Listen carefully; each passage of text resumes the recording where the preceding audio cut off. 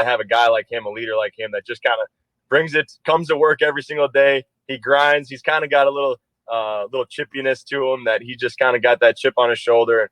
Can get a little feisty, and that's the Kirk we like. And since we've been able to go on this run and played well, and he's playing so well, he's kind of had that attitude that we like. So it's fun to see him having success and kind of proving a lot of doubters wrong. Yeah, that's right. Proving doubters like Judd wrong. Guys who haven't believed. Oh yeah, yep. Constantly. And the magic of Kirk Cousins. Yep. Was that Adam Thielen or Kirk Cousins on the Pat McAfee show? I can't tell. Adam was great on the Pat McAfee show. Apparently there's a new nickname for Adam Thielen circulating around. Mm-hmm. White Claw. Yeah. Because he's a white receiver and he's got good hands. I think that was Mina Kimes. Okay.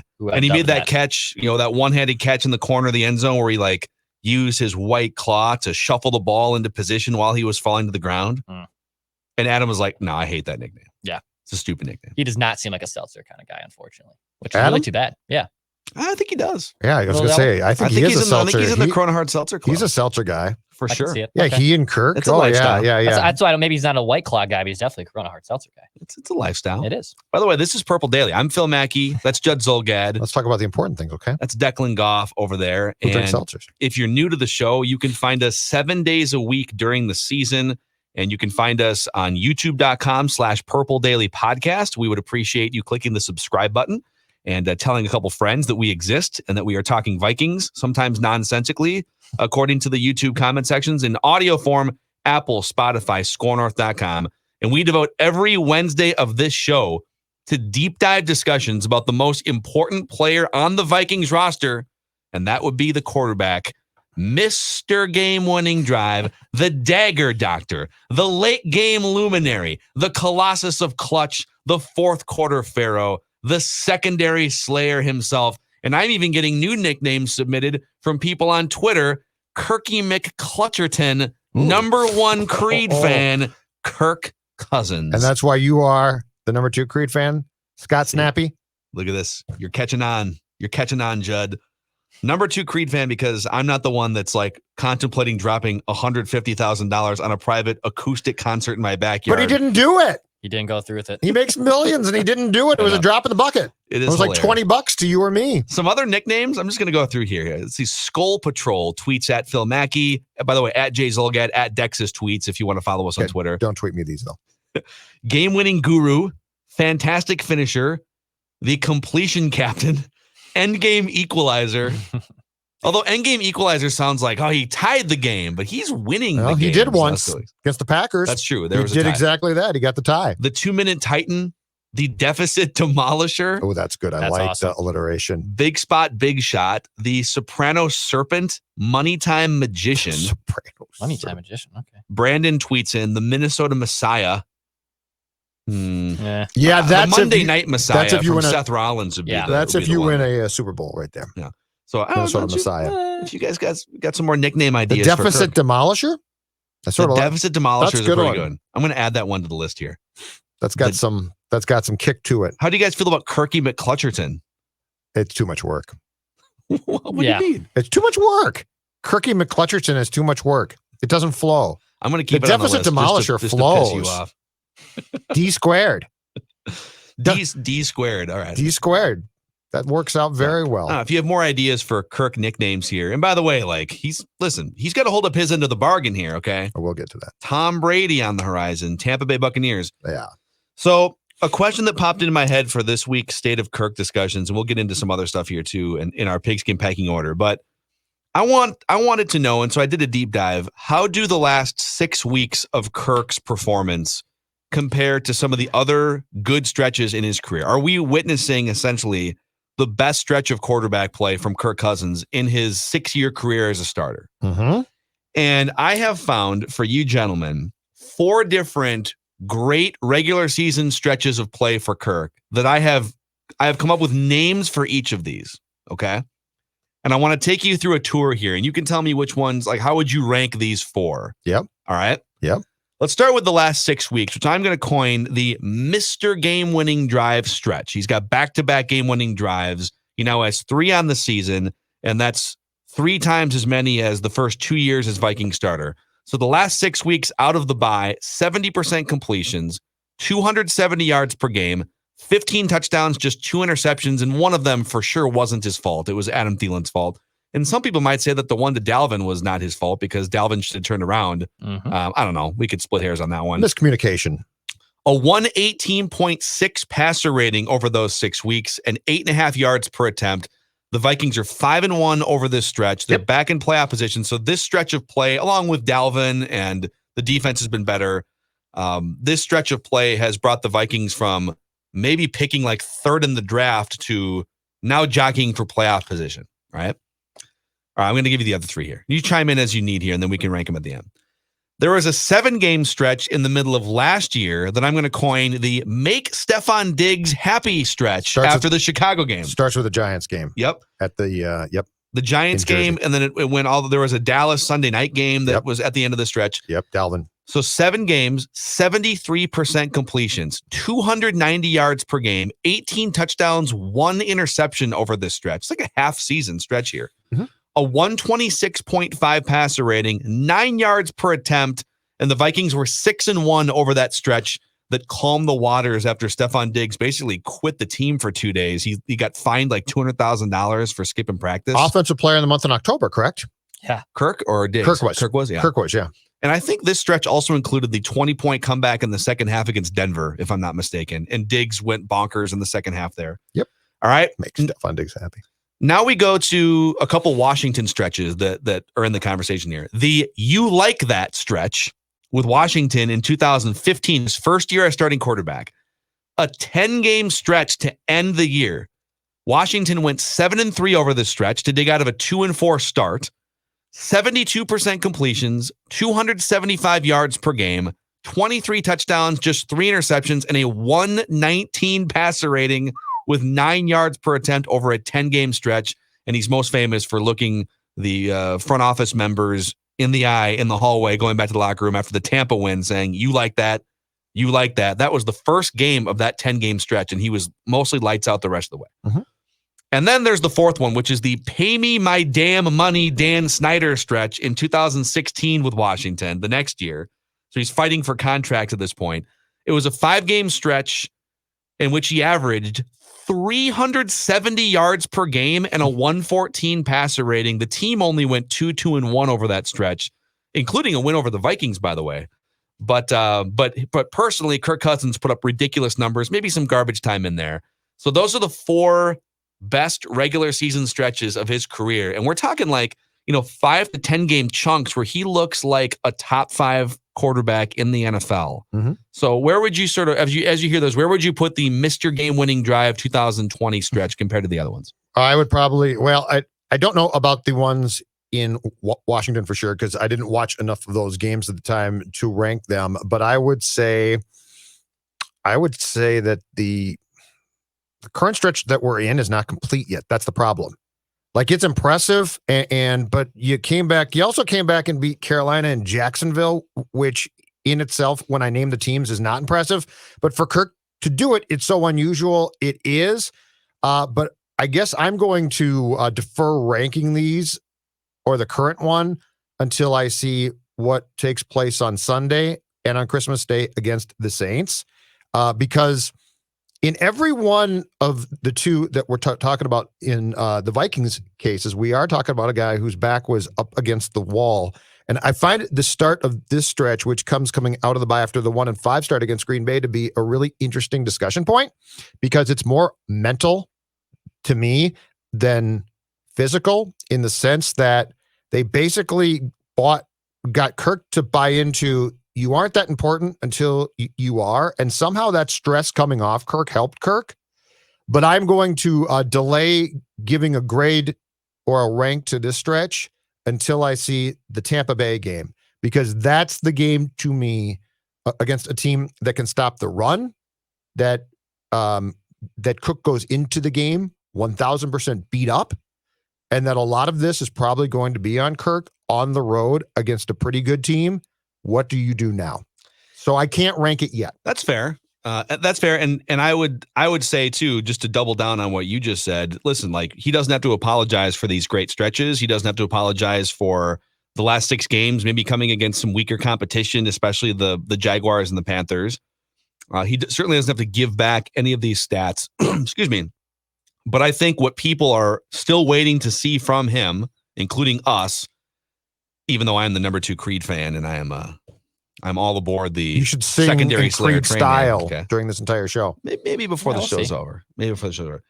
Is he needs to get to that next step. These games against Tom Brady, if Drew Brees is back in a couple of weeks, or if they get to the playoffs and it's like the NFC playoffs are just filled with Russell Wilsons and Aaron Rodgers, right? Can he go toe-to-toe in these big games, December, January, and win multiple games? And maybe even because people are going to say, well, what about the defense? What about the offensive line? Like, yeah, you could literally play that game with any team in the NFL right now, maybe not name the Chiefs. Although the Chiefs have some issues with their defense can get a little leaky sometimes too, and their offense can be a little bit sporadic, but they're like the closest thing to a perfect team. You look up and down the NFC, every team has some sort of a fatal flaw. Seattle, their defense was historically bad for a while, and they can't pass protect worth a lick, even though they have a mobile quarterback, right? The New Orleans Saints, really, it's kind of a dink and dunk offense that doesn't push the ball down the field. And they're probably the closest thing to a complete team if Drew Brees is back. But even Drew Brees is immobile. He's 40. He's been banged up. So there's a fatal flaw in there somewhere. Every team has some sort of a fatal flaw, and it's going to come down to which quarterbacks can overcome their team's fatal flaws, lift and elevate late game, fourth quarter. And Kirk has shown a couple times in this stretch, and I would even put the first part of the fourth quarter against Dallas, like he has been able to sort of put aside some of these flaws. And the word of the season for us on these Wednesday episodes has been overcome. You're getting paid to overcome. You're talented arm-wise enough to overcome. Stuart Smalley. And so, Darn it, you're good enough. Yeah, and people like you. And actually, that might not be true. And we need to hold this position, and we need to hold this person, Kirk Cousins in particular, to a higher standard if Super Bowl is the goal. And so I think praising this last 6-game stretch is definitely warranted. But to then say, do it against the Bucs, do it against the Saints, do it in the playoffs, and keep checking things off that list. Like, it's okay to hold him to that standard. Put in its simplest form to me, I need Kirk to thrive when things are going well. Because Kirk is great when his back is up against the wall and it's like, oh boy, you are in trouble. The pressure's kind of off. And the pressure goes sort of off. And then he's like, I'm defiant now. I need Kirk to be defiant when things are going well. And I really do think the more that we discuss this, I really do think that the issues that bog down Kirk Cousins as a quarterback are far more mental than physical. I really believe that. I think that it is in his head. If things are going well, I don't know what exactly falls apart. And I really think that the one game that Kirk has played as a member of the Vikings that serves as the repeat that game, the Saints game, the Saints playoff game, because that was impressive. Mm-hmm. I mean, and the team played well, but there is no denying that when there was pressure on, Kirk completed a pass that was an absolutely, or two key passes where at times Kirk fails. And so I just keep going back to, all right, so the team is on a roll now. It's playing well now. Things are absolutely fine at this point. So prove it now. Yeah, and I think that where I do potentially see some signs of next level improvement, by and large this season, he's been really good in the fourth quarter. And there hasn't been a ton of garbage time. You know, it's not like, even in some of their losses, it's back and forth games against Tennessee or Seattle. There's a little bit of garbage time early in the year in those first two losses, but it's not like he's just racking up ridiculous yards because they're down by 3 touchdowns. That has been the case at other points in his career, namely with Washington. But he has put up very good numbers, if not incredible numbers, in the fourth quarter this season. Mm-hmm. And that's definitely something to praise him for. So is it possible that he has slowed some of those things down that were a lot quicker in his mind in 2015, 16, 17, 18, and he is able to maybe take a deep breath in some of those spots? I think evidence is showing that he's getting better in some of those spots, but the real test is not Jacksonville. The real test is not Carolina. The test is teams that you're going to have to face on your way to a Super Bowl. Absolutely. If we all want Super Bowl to be the end goal here. Yep. Let me ask you this question too. Where are you, speaking of Super Bowl, now that you've seen these last 6 games, where are you on the Kirk can carry the Vikings to a Super Bowl spectrum? Like 1 being, oh my God, dude. Like Christian Ponder is a 1 where you just like literally anybody else back there. Joe Webb would give you more hope, right? Where's Spurgeon win on that list? All right, Spurgeon wins a 1, Christian Ponder's a 2, and a 10 is Tom Brady. I was gonna say even Joe Flacco. Would Joe Flacco 2012 be the 10? Because like that is what you're trying to say. You're trying to say, can he be Can he be this guy who basically gets insanely hot and runs 4 wins off a roll and plays out of his mind? I like that scale better because if Tom Brady's the 10, it's like, like Tom Brady's a 15 probably. Yeah. So on a scale of 1 to 10. That's a great way to put it, Dex. So Eli Manning 2007-11 is a 10. Joe Flacco 2012 is a 10, where it's a non-elite quarterback that can give you stretches, and you're hoping that one of those stretches lines up. And also those guys like Eli and Flacco, they needed things around them to be maybe not perfect, but they needed a pass rush. They needed a defense to not be leaky. They needed the offense to protect them because they're not mobile. So like very similar. Let's use what Dex said. A Flacco 2012 run being the 10. My confidence on a scale of 1 to 10 then in Kirk Cousins doing that is a 4 because it's mental. Because I don't know that I can get him through a playoff run with things. If Kirk starts to roll, I feel like Kirk's going to actually, and this is going to sound weird, if Kirk starts to roll in the playoffs, that he's going to start to come apart instead of thrive. Mm-hmm. I really think that there is a really interesting, intriguing mental assessment to do on him, because I think that he physically is gifted with the attributes to do the things that we're talking about. He's got the arm strength. Mm-hmm. He's got the accuracy. He doesn't really have the feet, but I mean, he can get by. But all of that being said, I feel like it's a 4 because I've never seen him get in a stretch where things are going well, where he can do what you're talking about, which is sort of just get in that zone and stay there, despite the fact that there's no adversity. It's almost like the adversity helps him thrive. And if you're going through a playoff run, it's probably not there in the context that Kirk likes it there. So I will say unequivocally, I think Kirk Cousins has more arm talent and maybe just like more overall talent than both Joe Flacco and Eli Manning, and those guys won Super Bowls. Mm-hmm. So what are the things that those guys had either themselves or around them?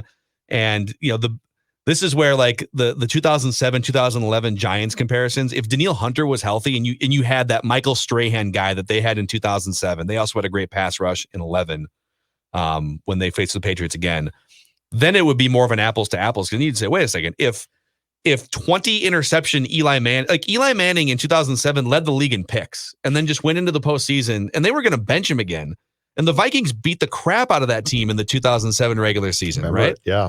And then the year before he won the Super Bowl in 2011, he led the league in picks again with 25 in 2010. He was not that great. He racked up yardage and he showed you stretches. Mm-hmm. But Eli always had defenses with a pass rush. He had some weapons around him, but I think Kirk is more talented. I think Kirk has better offensive skill position player weapons around him now than Eli had in New York.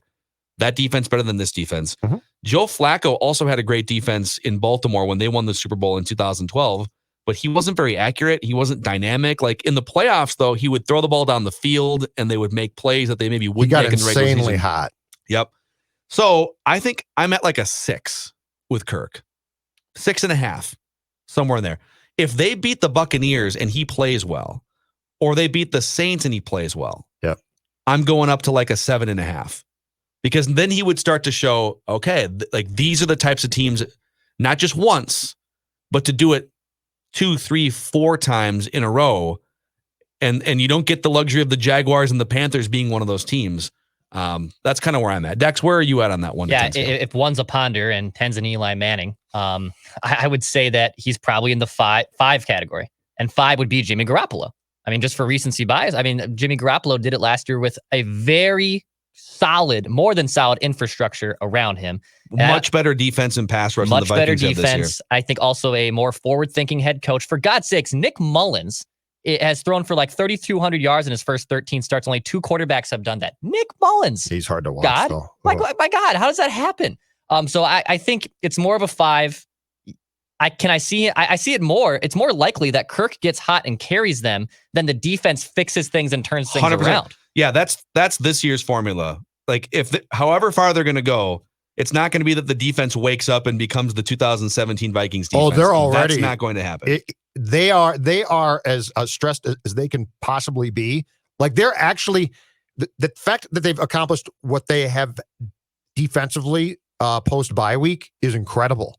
Because I mean, they don't have the people. But I'm telling you, the Cousins factor to me is between the ears and what's there and how he's feeling and how he's thinking. And that's the thing that's so difficult to judge. That's what makes it so tough, is that it's not like, well, his arm's not that good and he shouldn't be doing this, so just don't. Yeah. It's literally, how are you feeling this week about yourself? And like Eli always seemed, he just always seemed like such a space cadet. Like when you look at Kirk on the sidelines or after a play goes wrong or something, he looks tense. Like his brain's going a million miles a minute because he's thinking about constipated. It. Right? Yes, you're right. He looks like he's constipated. Yeah, that's exactly right. He's an overthinker. Yes, you know? Yes, exactly. But that's a problem in sports. And Eli and the interception totals would bear this out too. Eli seems like it's just like an empty canister up there, and you can hear rattling. Oh well, he's got like Eli face all the time, and all right, I guess I threw 20 picks, but the playoffs are starting. Well, his dad would throw 40 picks, right? So I mean, yeah, it was just different. But I think the most difficult thing about trying to judge Kirk Cousins is the fact that you don't know what's going on mentally. And that's where it gets difficult. But as Cook continues to get used a ton and clearly starts to wear down, I am curious how much more of the burden Kirk can take back on, because he does have the receiving core to make him look good. Mm-hmm. Like it's there. Thielen is there. Jefferson is there, right? So like he's got the guys. And then can the head coach, can he adjust at all? I mean, there's just a lot of there's a lot of moving parts here that we don't know, because it's decisions and it's mental. Well, another thing to note here, and I don't know how this is going to factor in, but Gary Kubiak has Super Bowl cred multiple times over. And so if it comes down to, what's the best way to get people as close to the right mindset as they're capable of being as individuals and scheming in the right way, and here are your chess pieces going into the playoffs, or going into in this case, the stretch to get to the playoffs. Sure. I trust Gary Kubiak as a chess player offensively pretty highly, even in today's NFL. Can I tell you what I don't trust? So here's my problem, because I think that what you're saying is correct, but here's the fly in the ointment that scares me as far as crucial games go. All right. So you got the ball late. It's overtime.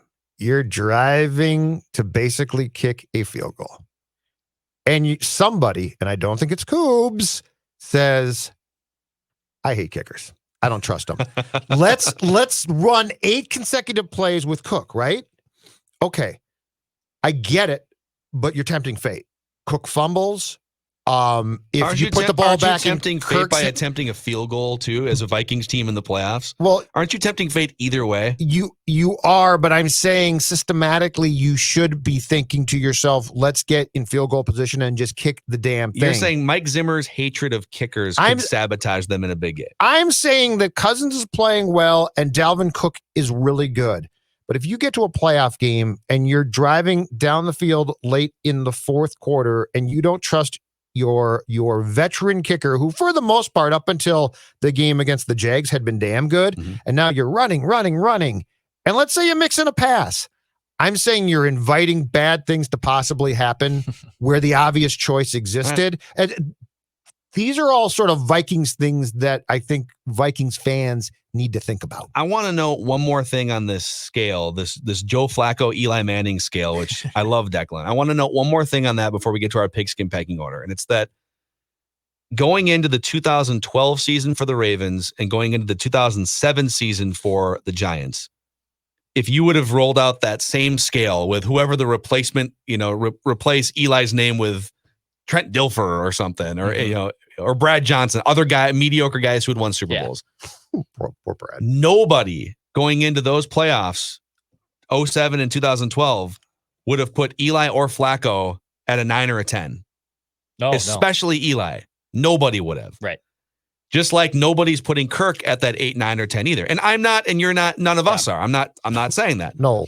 I'm saying sometimes it happens very quickly and a guy proves himself sort of overnight in that way. And that's going to have to be Kirk over the next 8 weeks. Yeah. To get there and then to move forward in those plays. I'd even say that Flacco, it was more likely that people probably said, you know what, Flacco could probably do it because the recency of Eli doing it. Also, Flacco had a history of playing pretty well in a small sample size in the playoffs already. But if you're looking at the 07 version, no one in their right mind thought Eli Manning would go into Lambeau and beat one of the better Brett Favre Packer teams either. So if Kirk can do it, he's going to have to carry them. And an undefeated Patriots team, too. An undefeated Patriots team. Run the table then. Run it. Like I will not believe one bit unless you win these next 4 games. I won't believe one bit. And if you come out on Sunday and don't play well, you deserve to get crucified. You deserve to get crucified for that because look, you barely got past Jacksonville. You barely got past Carolina. You lost to Dallas, and now you sort of got us being like, okay, 6-6. We're believing a little bit, right? Tampa Bay is not good enough where there is any excuse for you not to come out and be extremely competitive. And I think at least press to win that game. If you don't play well, I'm going to be so down on this team. And I can hear people screaming at their phone, however you're listening or watching their phones, YouTube, whatever, saying, well, you guys, why are you putting so much emphasis on one position? There's 53 guys on a roster and there's a defense and there's an offensive line. Like, yes, absolutely. Totally agree. Those things have to be better and those things, have to contribute to a win. But the position and the person that by far contributes the most to wins and losses is Kirk Cousins. And it's no coincidence, even with all these other factors, defense, playing better offenses, Kirk Cousins played one of his worst stretches of NFL football before the bye. And now he's playing one of his best stretches of football after the bye. And the team record has also reflected that. Yeah. He's the straw that stirs the drink. He drives results more than any other player or position group on this roster. Do you guys think it's fair to say that post-bye week, what we've seen needs to be Kirk every week, basically? Because I think that's incredibly fair. It's not even that much of an ask. No, it's not. To do what he did in the first handful of games, like that's why we were so hard on him and this team. And it's not excusable. Doing mock drafts every week. It's like, dude, you can do that if you get paid $5 million in a salary cap league, not when you're taking up 10 to 20% of the cap, depending on where his cap number's been the last couple of years.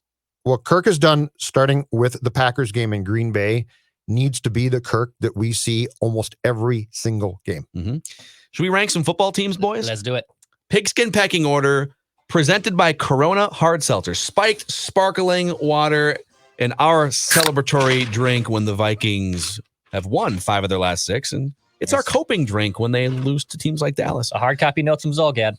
Can hear him. Judd Zulgad. I've got my whole folder, my manila folder of you have to keep the keys and the pecking order. No, I get different. No, keys goes. Different files. I toss those notes out, but every week I keep my pigskin pecking order. Who are your top 10 teams? Starting at number 10, holding firm after they beat the Houston Texans, the Indianapolis Colts, 8-4.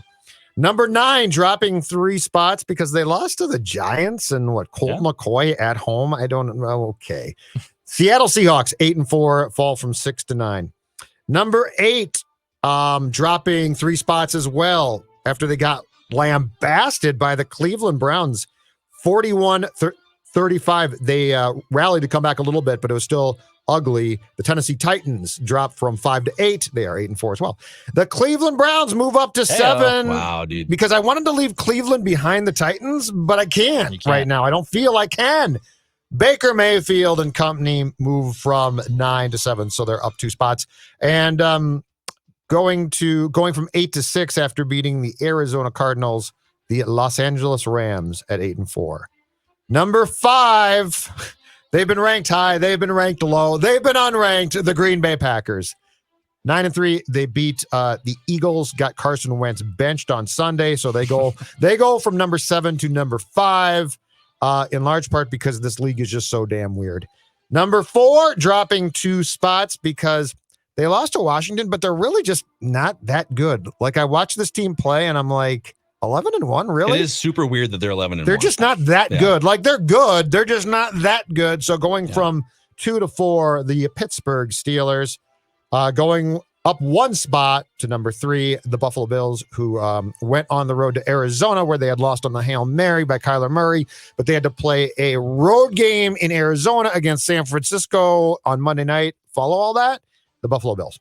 Number 2, they continue to win. And I think Drew Brees is getting close to coming back, but Taysom Hill threw a couple touchdown passes. First time since college, I think he's thrown a touchdown pass. The New Orleans Saints at 10-2 move up one spot. And then the team that I'm pretty convinced will hold firm at 1 for the entire season in my pecking order, the Kansas City Chiefs, after they beat the Broncos 11-1. So I go Chiefs, Saints, Bills, Steelers, and Packers, my top 5. 6 through 10, Rams, Browns, Titans, Seahawks, Colts. All right. Football. Like we're going here. Okay, so there's so many teams that I want to put in the 10. Yeah, I think it's so interchangeable. the Chiefs are the best team in the NFL, but everything between like 2 and 14 kind of feels like a super fun bag of playoff teams. Yeah. Sometimes wild card weekend can be all right. It's like, it was like Case Keenum's Texans from 5 years ago. It's just a bunch of meh teams. I feel like wild card weekend, it's going to include Kyler Murray and Josh Allen and all these awesome, fun to watch quarterbacks. So I've got the Titans out. I want to put the Dolphins in because Tua is pretty efficient and fun to watch, and they don't give up points. But I've got the Vikings at 10 still. I'm sticking with it. The Vikings have played incredible football for the most part the last 6 weeks, outside of a couple meltdowns in the fourth quarter against Dallas. So I got the Vikings 10. They'll have to prove it even further this weekend against the Buccaneers. I still have the Buccaneers 9th coming out of their bye. Higher in the Bucs than I am. I dropped them out. Yeah, and I mean, I wouldn't fight you on that either. Like if you told me no, the Dolphins are better, I'd be like, okay. Yeah. Oh yeah. Maybe. Right. Mixed bag. And the Seahawks too. I contemplated dropping them out, but I just feel like the Seahawks are going through a bit of a rough stretch, and overall, they're going to be one of those teams that's fighting to be part of championship weekend. I've got the Browns from out to 7. What they did to the Titans was pretty incredible. And to score 38 points in the first half, Baker Mayfield played his best game as a pro. And this is more just a nod to how great Kevin Stefanski has been as a first-year head coach. So I don't love the Browns overall because I don't love Baker. And their defense did get completely shellacked in the second half, and they almost gave it all back. But I got the Browns 7. I've moved the Steelers down to 6.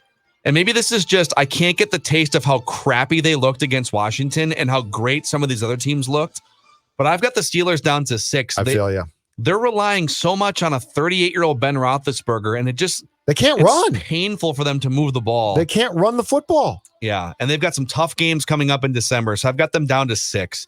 I've got the Bills at 5, and part of my logic here is I know that the Steelers have a better record than the Bills, but if the Bills and the Steelers played each other this week, who would you like in that game? And I think we'd all say the Bills, right? Packers number 4. I've got the Rams 3rd. They've got one of the best defenses in the league. They've got great play calling. And when Jared Goff is on, they can beat anyone in the league. And it just depends on is he having his one bad game of the month, So that's the important, yes. The Rams could easily be 7th on my list, and the Bills could be 3rd, but I've got them 3rd because I just like them.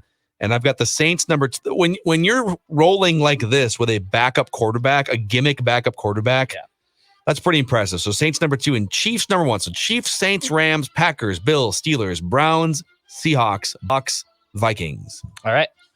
My 10, I'm giving it to Seattle. They have fallen quite a bit in the last few weeks from where I think I had them. I think I had them in my top 3 just about 2 or 3 weeks ago. But that team is pretty vulnerable without Russell Wilson. And if you lose to Colt McCoy, you deserve to fall in the rankings. I'm sorry, Seattle, but you are 10. The Ravens, speaking of team that has fallen from grace after the midseason. I mean, my gosh, we thought this was probably going to be one of the teams that could challenge the Chiefs in the AFC, and they look very pedestrian. Now they had a good win last night. Lamar Jackson looked like he was back. They're still a good team. I think they can rise up, but Dallas is awful. I think they were a little bit more fraudulent, and Dallas is horrible. How did Dallas win here? I don't know. It's a demerit. It is. The Tennessee Titans are number 8, and I think I had them in the top 5 for the better part of all season. I still think they're a very well-coached team. I think they can also give any team in the AFC a run for their money, but they did lose this week to the Cleveland Browns, so they go to 8. I have the Rams at 7. As you guys said, it's all up to Jared Goff. As a fellow Goff, I know if my game is on, then everyone else is going to benefit from it. And if my game is off, then you guys are going to suffer. So I know what that means, Jared Goff. The Rams are 7. Cleveland Browns 6. Baker Mayfield, yes, I'm with Phil. I don't like his demeanor. I think he's very flawed. But you know what? When you really look at the Browns and the Vikings, it's almost pretty similar. You have very good offensive personnel. You have a defense that's essentially a sieve.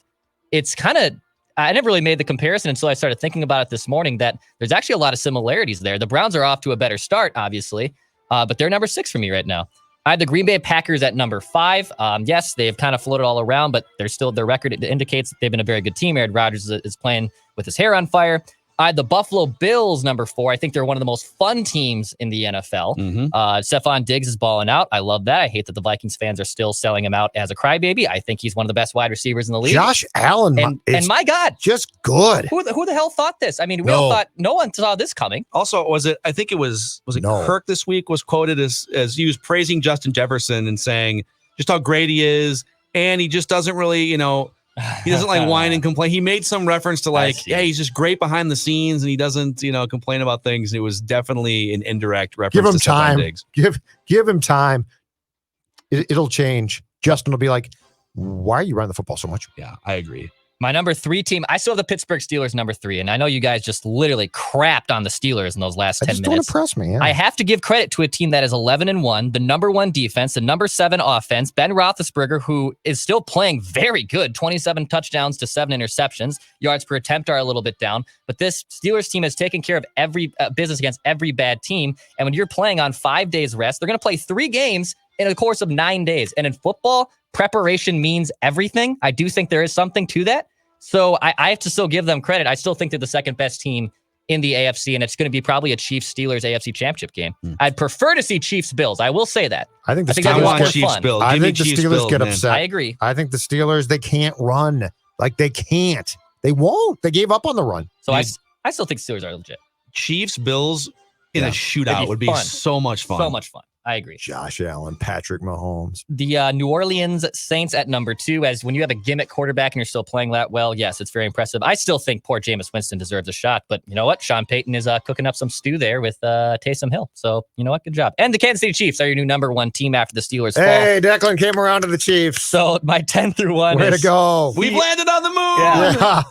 Seahawks, Ravens, Titans, Rams, Browns, Packers, Bills, Steelers, Saints, Kansas City Chiefs as your number 1 team. There it is. All right, that's the Pigskin Pecking Order presented by Corona Hard Seltzer here on Purple Daily with Mackey and Judd. Declan. Welcome to the club, Dex. I've always liked the Chiefs. If it's a power rankings, your love for the Steelers is out of control. It's not even giving love. It's giving love to the undefeated team. That's what a power ranking is about. Declan came in this morning before we turned on the mics, and he's like, guys, have you seen the Chiefs? They're like really good. I got this thing last night. It's called TV. It's unbelievable. I turn it on. He's got like I can watch 4 channels. These glasses. He's like, who's this Tarek Hill guy? Mahomes? This this team in red's unbelievable. Mahomes? I could never see their colors before. They're really good. Coach is sort of fat. Who's that walrus-looking guy with the face shield? That guy calls really good plays. All right, that's a wrap on Purple Daily today. Purple Positivity episode tomorrow, and don't forget Vikings Vent Line every single Sunday or whenever they play the. They play the Saints on Christmas Friday. We're still trying to figure out what to do there, and if you guys want to see us babble in like Christmas garb, but Vikings Vent Line, the most interactive show in Minnesota sports. And we appreciate you subscribing to our YouTube channel, youtube.com/Purple Daily Podcast. See ya.